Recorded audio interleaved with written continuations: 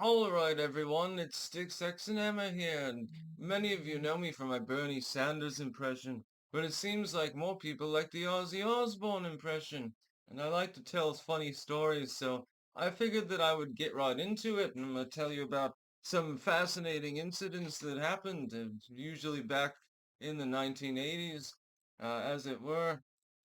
One time, I was with the members of Motley Crue, right? And we're all snorting coke together in their camper, and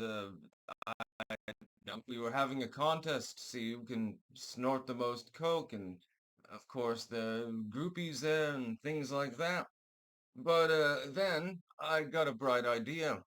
I had a vial of fire ants there, and I figured, basically they were pets. Some of them had died. And I told them, I'm going to snort fire ants. And they said, you're full of it, basically. You stupid cunt. You're not actually going to do that, are you? And so I took the dead ones out of the vial and I chopped them up and turned them into powder and I snort them. And boy, it burned, let me tell you, that it was a wacky time. Everyone's fried out on cocaine at this point.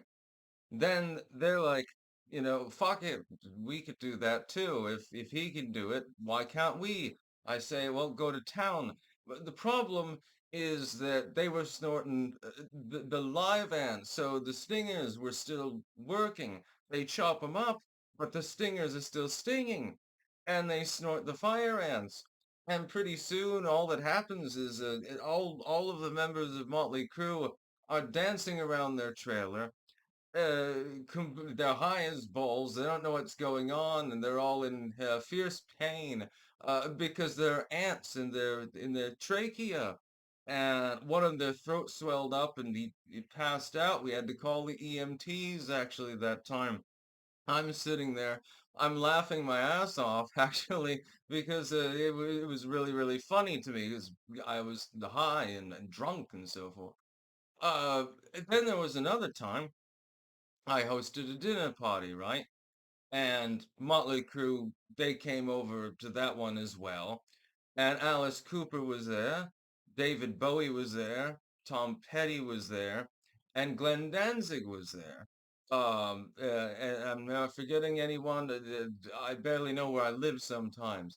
But anyway, first thing that happens, we've got booze, drugs, and a huge amount of food out on the table, right? And Tom Petty, he starts smoking the weed, uh, almost passes out. I literally had to take his head and move it to the side because he had a bowl of soup in front of him. He was smoking so much, he fucking passed out. I didn't want him to drown in the soup in my own dining room. And then Motley Crue, of course, they're all using all of the drugs basically, other than the ones I'm using. David Bowie gets up to leave, right? He had something else to do. He said he had to do a duet with Mick Jagger later, so he was probably the only sober one that was there. And so we've got me. Tom Petty is passed out.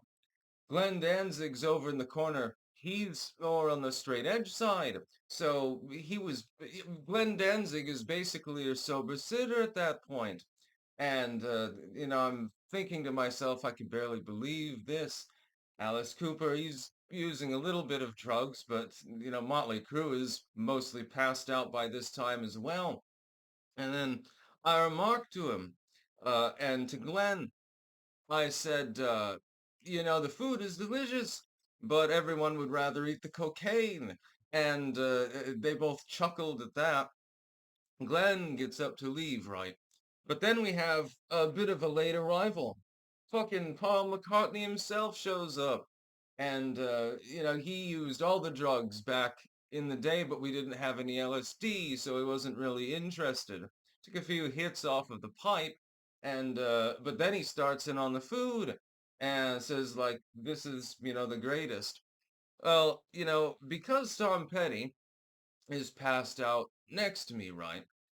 Sharon comes in and she sees a passed out Tom Petty A very angry Glenn Danzig at this point because he's watching the members of Motley Crue and their faces are covered in powder basically. And Alice Cooper's just off to the side. He's not even saying anything at this point. And she blames me, of course, for it. And she's like, did you kill Tom Petty? That because she likes listening to Tom Petty's music. I'm like, no, he's not dead. Uh, he got high as balls, basically. And then I said, please, if you can, as there's a secret refrigerator with those old Pepsi twists they used to sell. They're really good. We did a fucking ad for them back in the day. It was really fun. And so she got one of the crates of Pepsi twists. And we opened them up. Well, those of us that are still awake anyway. The problem is that they're not as good as they were back in 1999 now, are they? So they tasted like gasoline. So Alice Cooper tries some. He starts vomiting into the soup bowl. Glenn reluctantly tries a sip. He spits it out and he says, "This is no good." I said to myself, uh, can I replicate the fire ant incident with Motley Crue? So what I did is I took a little tray and I put some of the gasoline Pepsi Twist in it, and then I snorted a bunch of it. And then I started vomiting. I ended up vomiting on Tom Petty, accidentally. And, Sharon by this point is completely irate. Glenn Danzig leaves. It's not a big surprise. And Cooper's still over there. He's not saying a single word. I think to myself, well, that's rather odd. He can be quiet sometimes, but he can also be talkative sometimes. Maybe he's just in one of his moods. Uh, but it turns out he was just really, really nauseous from the Pepsi twist.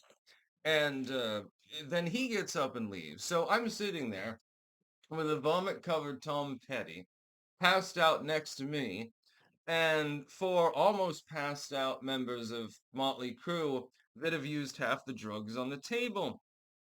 And I'm thinking to myself, what the hell am I doing with my life at that point? Ha ha! Yeah, indeed. That's about all. Peace out.